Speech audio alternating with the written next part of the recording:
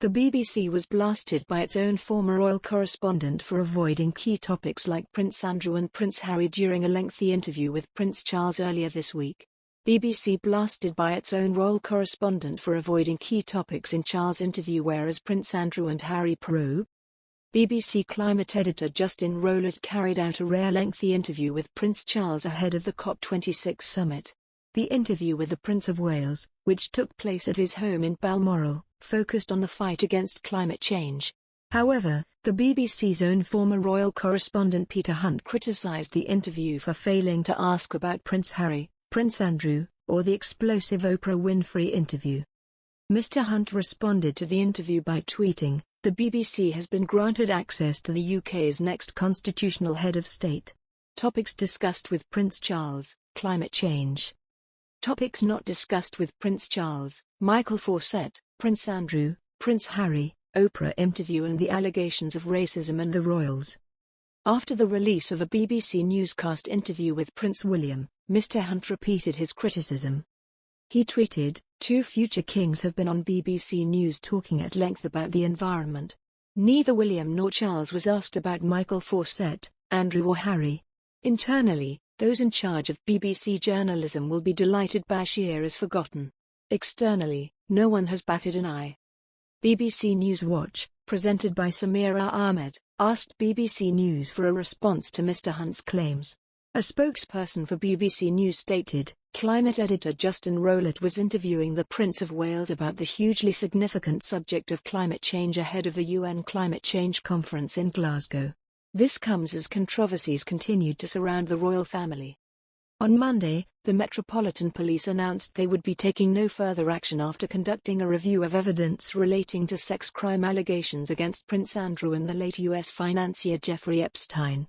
During his interview on the BBC, the Prince of Wales said he understands why campaigners from organisations like Extinction Rebellion take to the streets to demand action.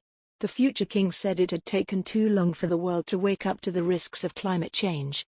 This comes as his mother, the Queen, appeared to suggest she is irritated by people who talk but don't do, ahead of next month's climate change summit.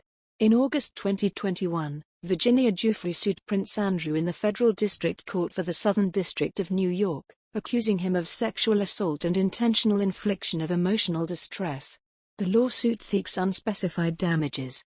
An affidavit filed by Giuffre's lawyers with the U.S. court stated that paperwork for Giuffre's lawsuit had been left with an office of the Metropolitan Police at Andrew's home at Royal Lodge, Windsor, on the 27th of August 2021.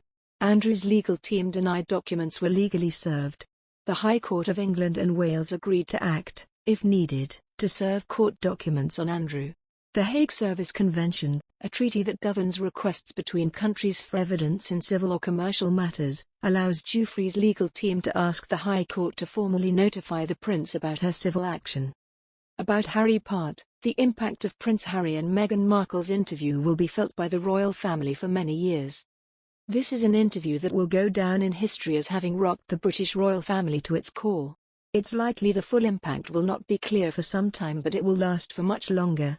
Just like Diana's panorama revelations more than 25 years ago, this latest set of disclosures paints a very damning picture of what life can be like in the goldfish bowl of royal life. And the circumstances raise questions that go right to the core of the monarchy's values and purpose: inclusion, unity, stability. In a modern democracy, the royal family survives or dies based entirely on what people perceive it represents. The most damaging revelation of all is perhaps Meghan's very clear assertion that she felt suicidal and nothing was done to support her. In her words, "I just didn't want to be alive anymore. And that was a very clear and real and frightening constant thought. I said that I needed to go somewhere to get help, and I was told that I couldn't, that it wouldn't be good for the institution.